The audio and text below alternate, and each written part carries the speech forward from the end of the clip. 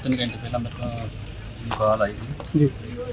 मैं पूछा की हाल चाल है, किमें आ रहे हैं, कहते ठीक ठाक वधिया बस मैनू कहना मैं थोड़ा टाइम डायरेक्ट ब्रेकफास्ट करना है ओके मैं काम से है मैं सिंगापुर का काम से तो मैं गल करके मैं चल फिर कर ला गल कर ला की करना उस तो बाद मैं काम करता रहा मेरा लंच टाइम आया उस तो बाद मैं एक कोई फोन लाया और फोन चक्या नहीं रिंग जाती उस तो बाद फिर काम मेरा ही किधर 4-4:30 बजे फोन किया उदों अजे दोस्त ने चक्या फोन तो कहता सतनाम सिंह थोड़ा इस तरह करके तबीयत ही हो गया की गल हो गई कोई चक्कर वाली गल नहीं आधा हिंदी बोलते हैं आधा घंटा ठहर के गल करें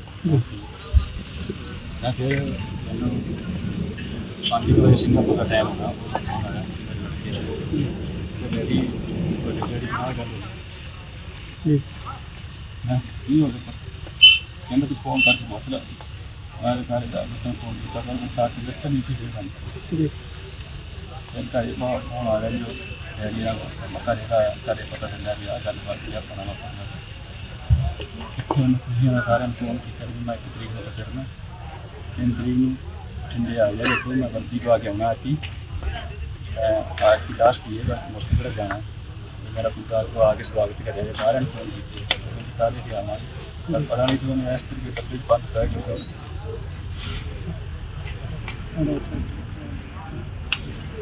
कोई रिटायरमेंट आने के बाद तुहानूं कोई दस्सा ही प्लान किया सी भी किस तरह का बहुत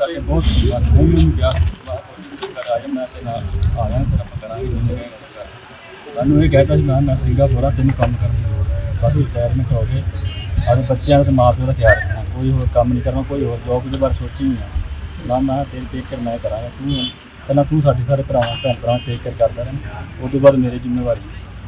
कौन सी परिवार च कौन कौन है जी ਤੁਹਾਡੇ ਕੋਲ? परिवार च असीं 2 भरा सी, 4 बजे भैणां माता पिता बच्चे ने। ये सारिਆਂ ਦਾ यही ਸੀ बस, सारिਆਂ ਦਾ ख्याल रखना बड़ा सी, सारे ਇਹਦੀ ਗੱਲ ਮੰਨਦੇ, ਇਹ ਸਾਡੀ ਗੱਲ नहीं ਮੰਨਦੇ। ये हमारी बटालियन फर्स्ट असम राइफल का एक बहुत ही बहादुर जवान था, जो कि अपनी सेवा के दौरान उसने अपने आत्मा का, अपने शरीर का बलिदान दे करके देश को समर्पित किया, देश के लिए अपना बलिदान दिया। तो ये हमारा एक बहुत ही बहादुर जवान था।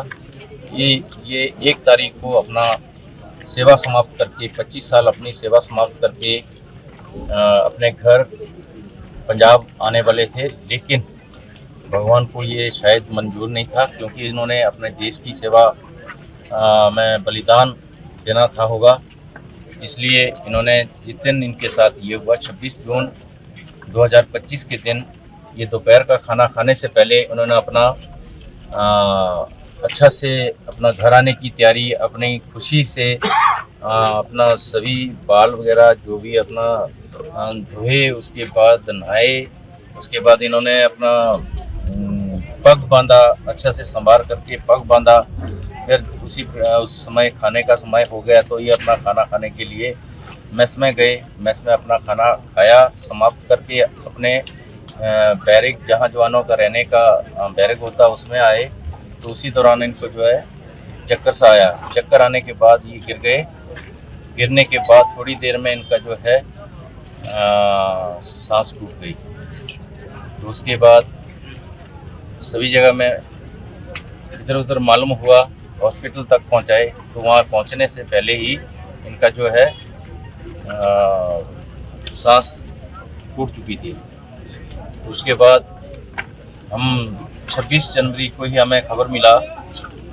मैं भी उसी दिन 25 जनवरी को छुट्टी काट करके अपना इम्फाल, हमारा बटालियन मणिपुर इम्फाल में है, वहाँ पर पहुँचा। पहुँचने के बाद दूसरे दिन जब अपना नहा धो करके फ्रेश हो करके मैं भी अपना थोड़ा रेस्ट कर रहा था, उसी समय मुझे खबर मिला कि इस प्रकार से बात हो गई है। हमारा जवान जो पेंशन जाने के लिए शिलोंग BGR हेडक्वार्टर में थे, उनके साथ ऐसे हादसा हो गया है।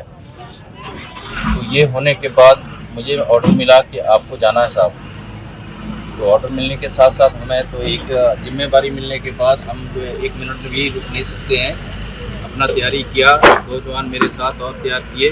हम उसी समय वहाँ से अपना मूव कर दिए, इम्फाल से मूव किए। रात को 12-1 बजे हम दीमापुर में पहुँचे। दीमापुर में हमारे लिए अगला रिजर्वेशन जो है ट्रेन का, राजधानी ट्रेन जो डिब्रूगढ़ से दिल्ली तक की चलती है, उसमें हमारी रिजर्वेशन हो चुकी थी। 2 बजे हमने उस ट्रेन को पकड़ा।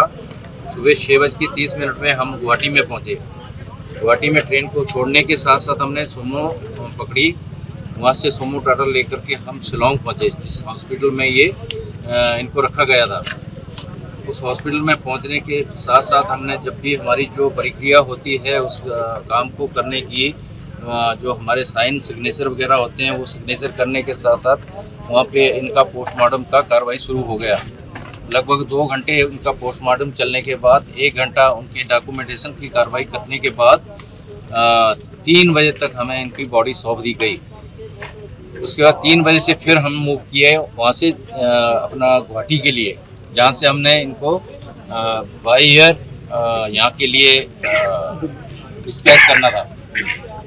तो गुवाहाटी में हमें पहुँचते पहुँचते ये तमाम कार्रवाई करते करते लगभग रात के 12 बज गए। तो 12 बजे हमने ये जो कार्गो जो बॉडी को डिस्पैच करवाते हैं उनके हैंडओवर 12 बजे तक हमने कंप्लीट कर दिया था।